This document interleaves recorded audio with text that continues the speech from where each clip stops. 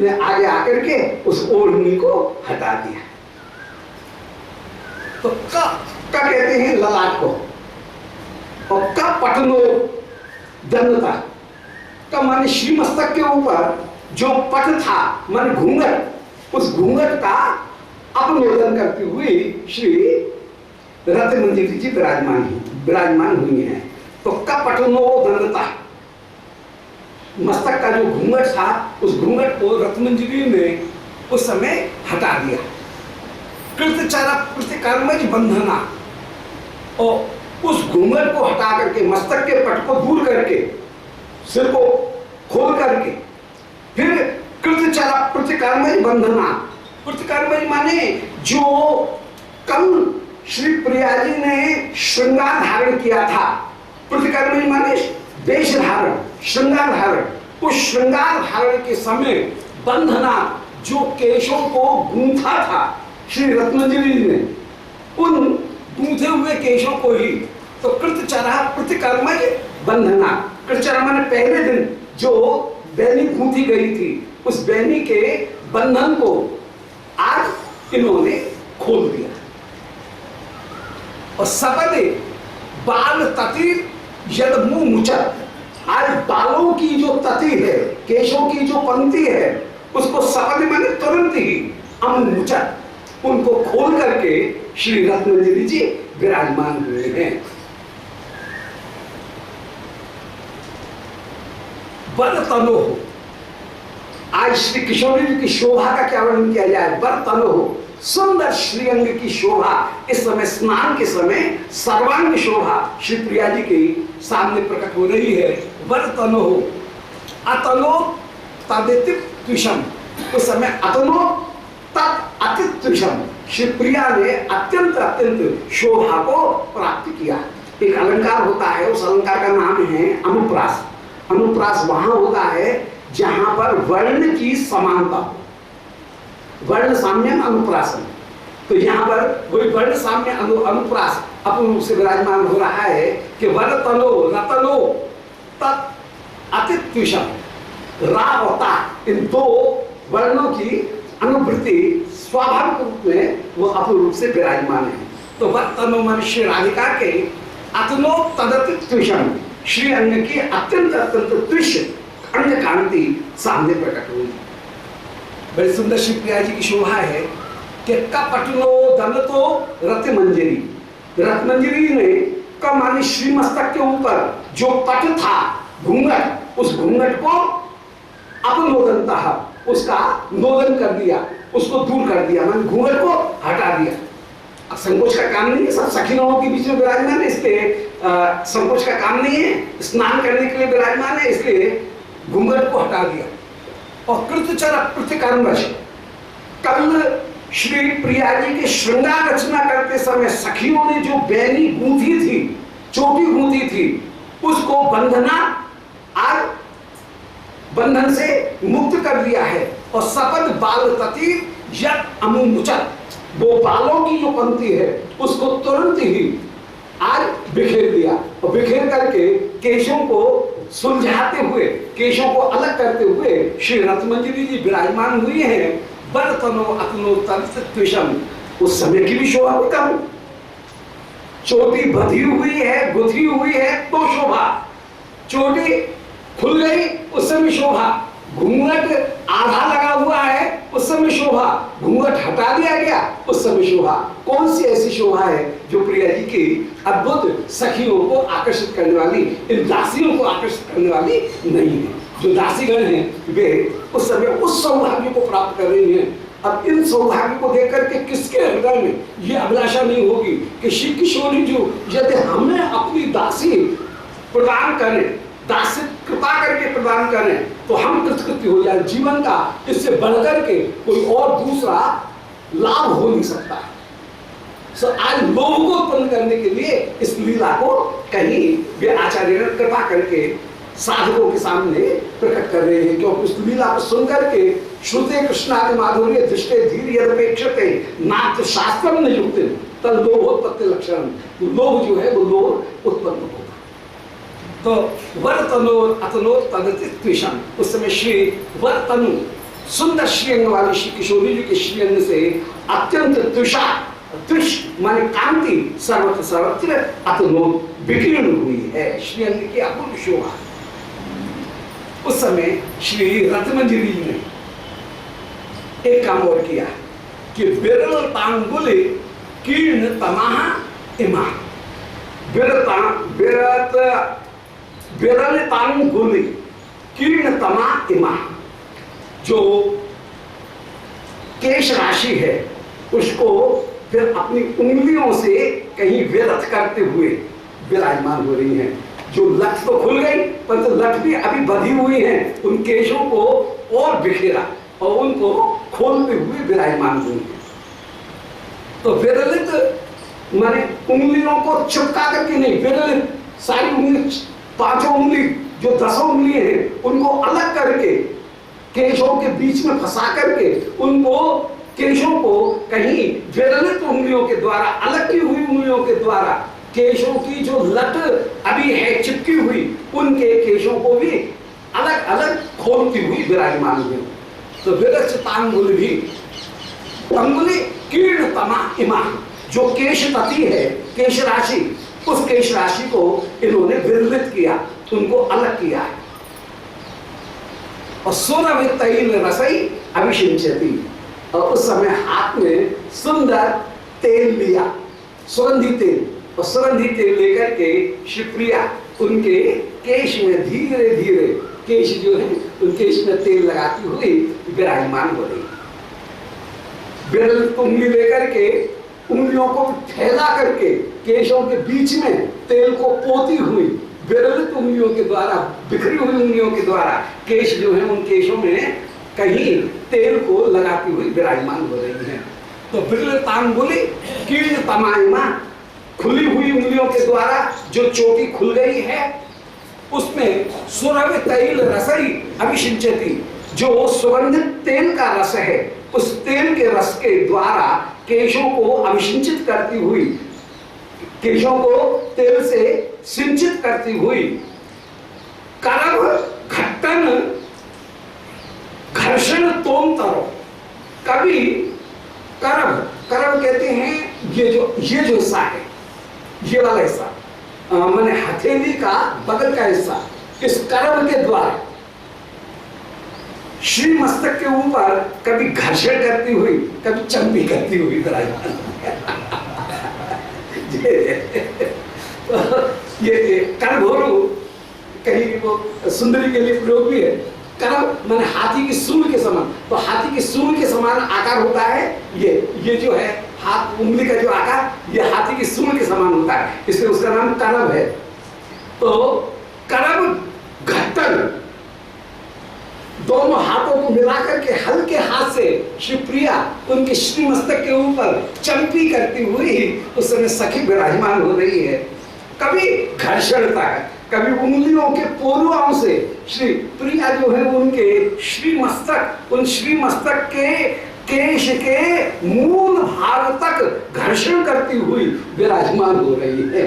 उनको कहीं तेल को पिरोती हुई केश के तो मूल में विराजमान हो रही है।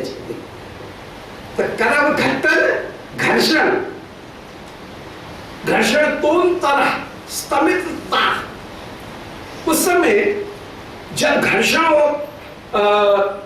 घट्टन कर रही है, जब चंपी करती हुई विराजमान है और घर्षण करती हुई विराजमान है, उस समय अंतरस्तिमिता, केशों के भीतर तक की स्तमितता माने तैल युक्तता, सुचिक्कणता करती हुई विराजमान है। स्तमितता माने सुचिक्कणता, सुचिक्कण करते हुए केश के शेष भाग तक, मूल भाग तक सुचिक्कण करती हुई विराजमान है।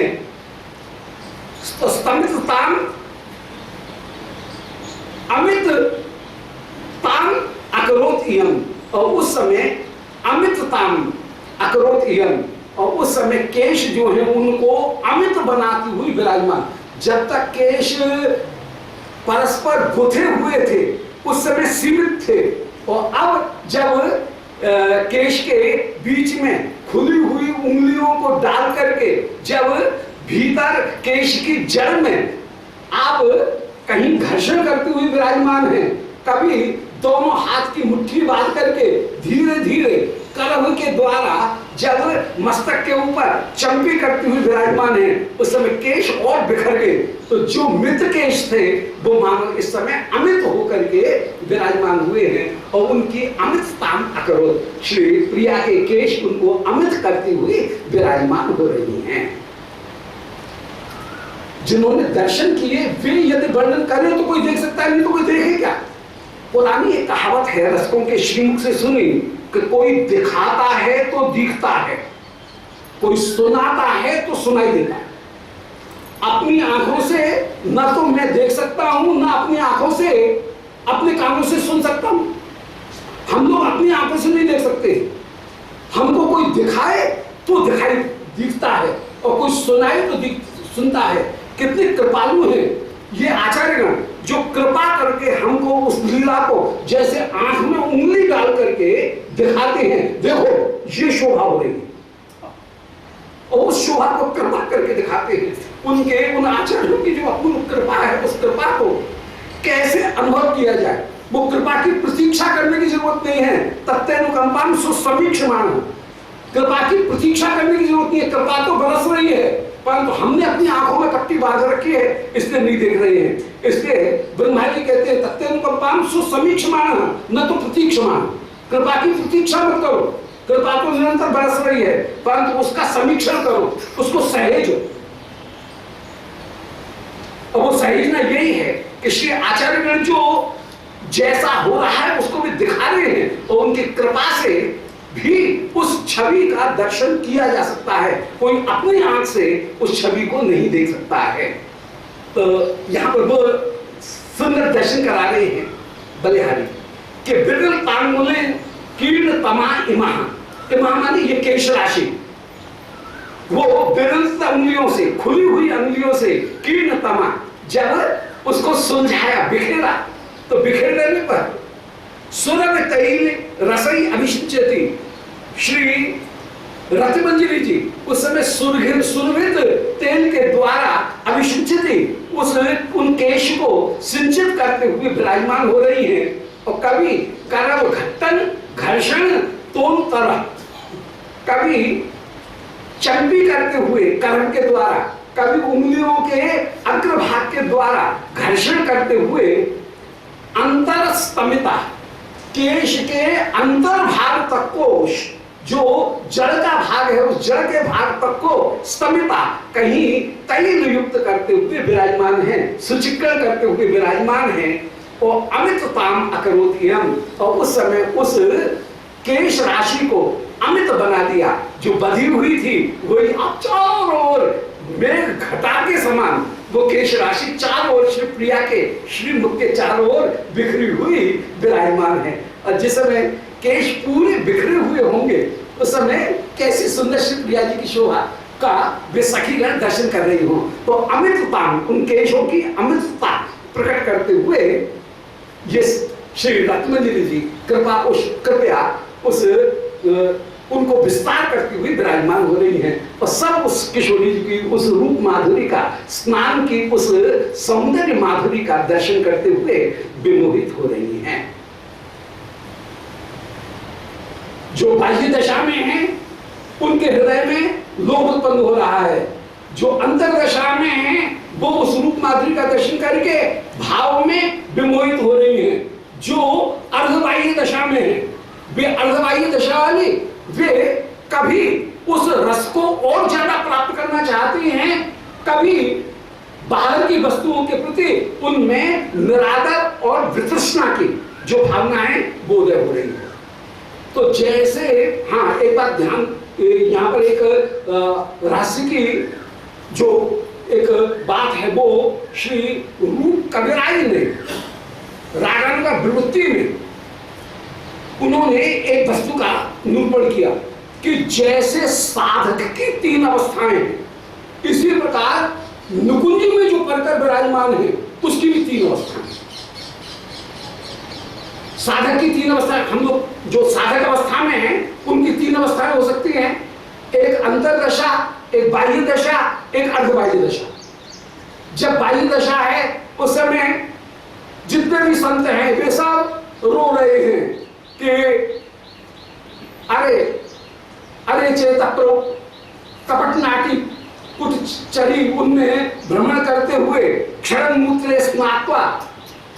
आज मूत्र, गधे के मूत्र में स्नान करा करके क्यों तू डोल रहा है?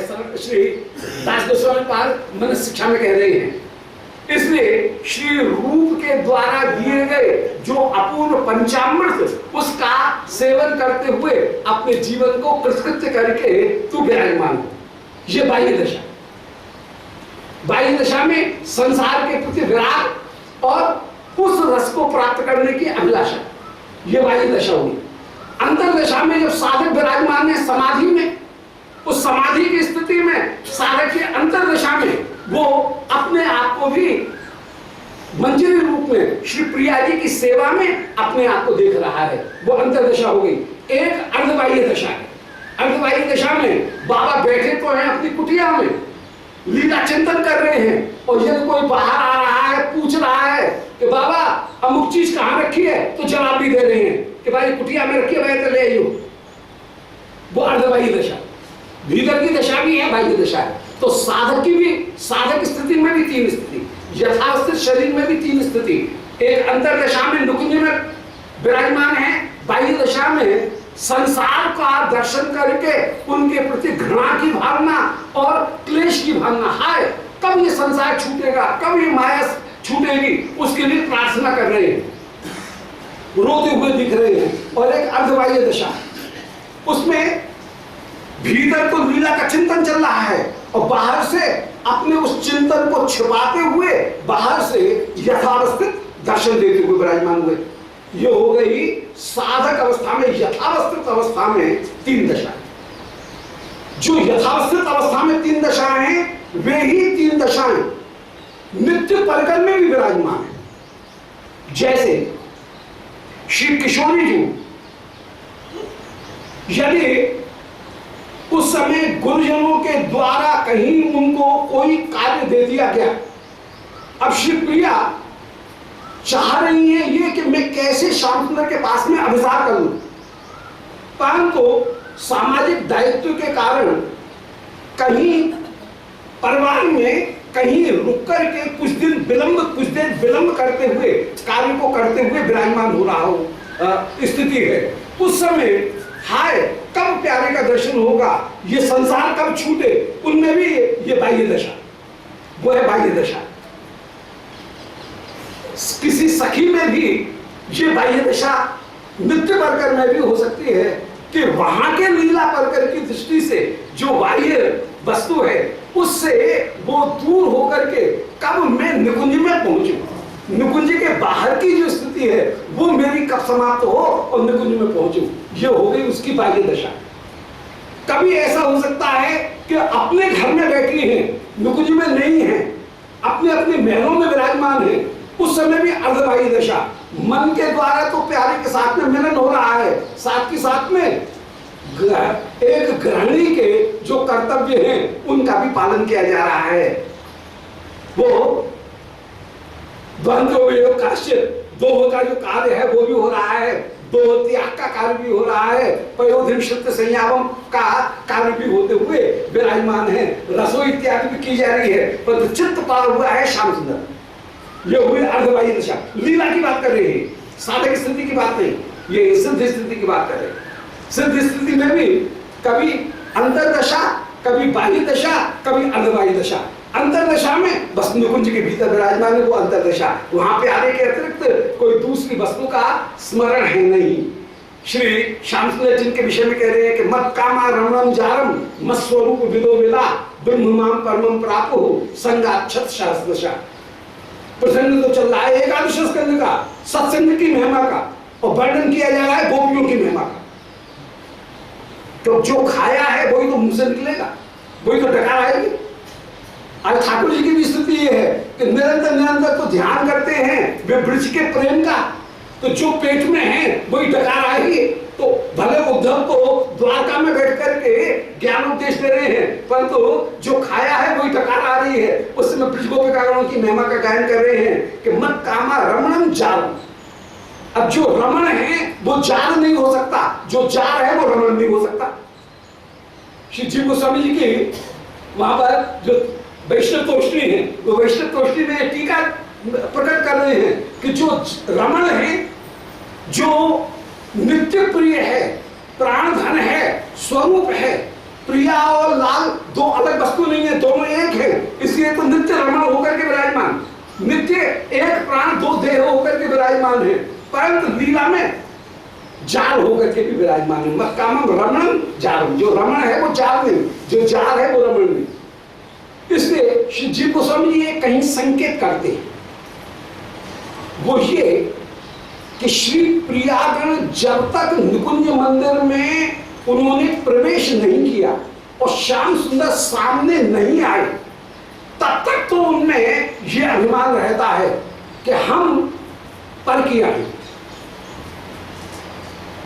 परंतु जब प्यारे के साथ में मिल रही है, योगपीठ में अष्ट सखीगणों से सुसेवित होकर के श्री किशोरी जी विराजमान है, उस समय प्रिया में ये भाव नहीं है कि प्यारे कोई और है, पराये है।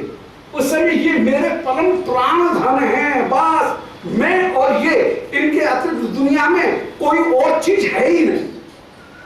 प्यारे के अनुसंधान के अतिरिक्त प्रियातिरिक्त वस्तु का अनुसंधान जब तक नहीं होगा तब तक परकीय भाव नहीं होगा।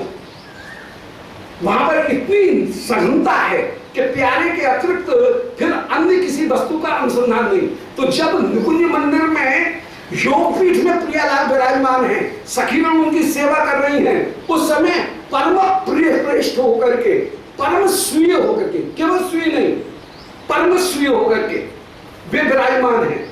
जब परम स्वीयता की स्थिति में कक्ष की बदरिया प्रातः काल के समय उनको होश दिलाएगी कि जटला आ रही है, तब उनको कहीं अन्य वस्तु का अनुसंधान होगा। नहीं तो कृष्णातिरिक्त, कृष्ण के सामने कृष्ण के अतिरिक्त किसी वस्तु का अनुसंधान है नहीं। जब अन्य वस्तु का अनुसंधान कराया जाता है तब उनमें परकीया अभिमान की कहीं स्फूर्ति होती है और तब भय, तब वाणिमानता, ये गुण प्रकट होते हैं। जब प्यारे के सामने विराजमान है उस समय तो प्यारे के अतिरिक्त किसी दूसरी वस्तु का स्मरण है ही नहीं। वहां पर तो केवल प्रिय का स्मरण करते हुए विराजमान है। तो जहां केवल प्रिय का स्मरण है वो दशा हो गई अंतर्दशा।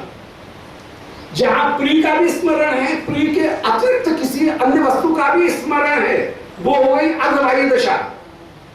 निकुंज की बात कर रही हैं सिद्ध की। और जहां निकुंज के बाहर विराजमान है और वायुमाता विराजमान है, उस समय हो गई वायु दशा। तो साधक की जैसे कभी संसार में आसक्ति रूप वायु दशा, कभी व्यवहार का भी निर्वाह और श्री प्रियालाल की सेवा मानसी जो चल रही है उसका भी निर्वाह, वो अर्धवायु दशा और अंतरदशा। जैसे साधक की दो तीन दशा है, इसी प्रकार नित्य परकर की भी लीला में भी ये तीन दशाएं संभव है। तो यहां पर श्री चक्रवर्ती पाद जिस लीला का देखो अंतरदशा जो है, अब इसमें श्याम सुंदर के अतिरिक्त, प्रिया जी के अतिरिक्त किसी अन्य वस्तु का अनुसंधान है ही नहीं। इसलिए अंतरदशा में, उस लीला का अंतरदशा की जो दशा है, उस माधुर्य का आस्वादन प्राप्त कराते हुए कह रहे हैं कि अधिशरहा कर कुडमल कल्पतई अथ झड़क बलयम मृत मर्दने। श्री रत्नमंजरी श्री प्रिया जी के श्री मस्तक के ऊपर जो चंपी करती हुई विराजमान है, कलर से जो चंपी करती हुई जो विराजमान है, उस समय अधिशरा माने श्री मस्तक के ऊपर कर कुडमल कल्पितई, अपने हाथ को इन्होंने कुडमुल माने एक कली के आकार में बना दिया है। और कली के हाथ में माने कली मुखी मुट्ठी नहीं है, जब चंपी की जाएगी तो हाथ को बिल्कुल हल्की कली के आकार की मुट्ठी बना करके श्री प्रिया जो है उनके श्री मस्तक के ऊपर धीरे धीरे ठप ठप ठप ठप ठप ठप करके जैसे चंपी करती हुई विराजमान है। वाह जय। तो अधिशरा कर कुडमल, कुडमल कहते हैं कमल की कली, उसके आकार को बना करके जिस समय मृदु मर्दन करते हुए विराजमान है, उस समय श्री रत्नमंजरी जी ने अपने श्री हस्त में जो चूड़ी धारण कर रखी है, वे चूड़ी अत झनक वलयम मृदु मर्दन नहीं, वे वलय मृदु मर्दन करते हुए, झनत्कार करते हुए विराजमान हो रहे हैं। श्री रत्नमंजरी जी के हाथ की जो चूड़ी है वो अपूर्ण रूप से बज रही है। तो झनक वलय मृदु मर्दन नहीं, वलय कहते हैं हाथ की चूड़ी, वो मृदु मर्दन के द्वारा झनकार करती हुई विराजमान है। और उस सखी के द्वारा परम स्नेह के साथ में जो मर्दन किया गया, जो चंपी की गई, उसके कारण श्री किशोरी जो उनकी आंखें बंद हो गई है। बोले हरि जय जय जय। अकृताम दर मिलित लोचना। आज श्री रत्नमंजरी जी ने श्री प्रिया जी को दर मिलित लोचना अकृत अर्धमुद्रित नेत्र वाली बना दिया है। प्रिया जी को बड़ा सुख मिल रहा है और सुख मिलकर के नेत्र उस समय आधे बंद हो गए हैं, आधे आंख खुल रही है, आधे आंख बंद हो गई हैं। तो अकृताम दर मिलित लोचना, दर ईशन, ईशत मिलित लोचन उनको कर दिया है। अतनुकम, तनु कंपन माश्रितम। और अतनु, तनु कहते हैं कम, अतनु माने जो कम नहीं है, अर्थात विशेष रूप से श्री प्रिया जो है उनके भी श्रीअंग में कंपन हो रहा है। माने प्रिया भी बिल्कुल हल्के होकर के बैठी हैं, बिल्कुल अपना जोर लगा ही नहीं रही है। जब मालिश करवाने के लिए कोई बैठे तो जैसे वो अपने शरीर को बिल्कुल हल्का ढीला छोड़ देता है, ऐसे श्री किशोरी जी भी अपने श्रीअंग को बिल्कुल ढीला छोड़ करके बैठी हैं। और जब सखी हल्के हाथ से करव से श्री मस्तक के ऊपर चंपी करती है, उससे चंपी करते हुए प्रिया का भी सारा श्रीअंग कंपित होते हुए विराजमान हो रहा है। जय जय जय, कैसी सुंदर शोभा, ये प्रिया जी की अपूर्व शोभा। जय हो लाली लाल की जय, जय हो किशोरी जी को। तो अतनुकम माने पर्याप्त मात्रा में, तनु कंपनम आश्रितम। श्री राधिका में अतनु कंपन वो प्राप्त हो रहा है, विशेष कंपन उस समय प्राप्त हो रहा है। गौड़ियाओं के पास में ये वस्तु भी है, हमारे पास में ये वस्तु भी है, ऐसी बात नहीं है। ये भी अद्भुत वस्तु। तो नहीं तो बस ऊपर ऊपर कहीं बोलते हुए रह जाए तो फिर माने ये रत्न है, परंतु रत्न से यदि किसी का परिचय हो जाए तब तो उसका उसमें लोभ होता है। और रत्न का मेरा ये धन है, ये किसी को जानकारी नहीं हो तो धन के प्रति लोभ नहीं होगा, और फिर उस धन का उपयोग करना तो बड़ी दूर की बात। तो धन का उपयोग करने के लिए बहुत ज्यादा जरूरी है कि धन से पहले परिचय हो, परिचय होगा तो लोभ उत्पन्न होगा प्राप्त करने के लिए, जब लोभ उत्पन्न होगा तब उसका भोग होगा।